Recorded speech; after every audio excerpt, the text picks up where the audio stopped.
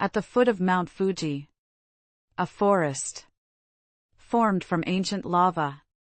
The suicide forest. Hi, I'm Lucy and this is Echoes in the Dark. Tonight, on Echoes in the Dark. Aokigahara, the suicide forest. At the foot of Mount Fuji lies a forest. Dense. Quiet. Unforgiving. It is known as Aokigahara. To some, it's a place of beauty. A sea of trees formed from ancient lava. But to many, it's earned a darker name. The suicide forest. For centuries, it has been a place shrouded in myth, tragedy, and silence. And once you step beneath its canopy, the world outside seems to vanish. The forest's reputation dates back hundreds of years, woven into folklore and superstition. Tales of eerie, restless spirits, are said to wander here, pulling the living toward despair.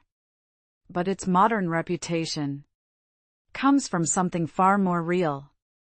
Every year, dozens of people travel to Aokigahara with no intention of returning. So many, in fact, that Japanese authorities stopped publishing the exact numbers. Signs are posted along the trails. Your life is a precious gift. Think of your family. But still, the forest calls. Visitors who venture inside describe a silence so heavy it feels alive. Compasses malfunction.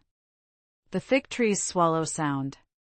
You can wander for hours and never see another soul. And sometimes, what you do find is worse than being alone. Police and volunteers, conducting searches, often stumble upon abandoned tents, notebooks, or personal belongings scattered among the roots. In some cases, they find bodies. It's a place where sorrow lingers in the air, thick as the moss on the trees. Why Aokigahara? Some point to its isolation, others to cultural attitudes toward death in Japan. And some believe the forest itself has become a mirror, drawing in those already on the edge, amplifying the darkness they carry.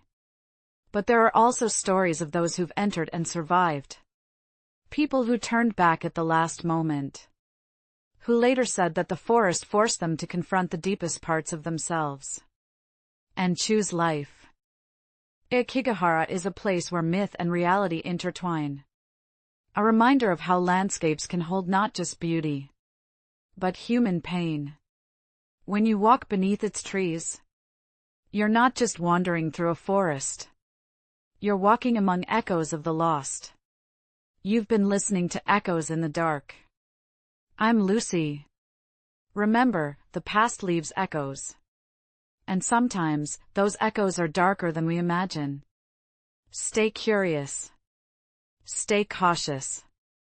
And join me next time, for another story that refuses to stay buried.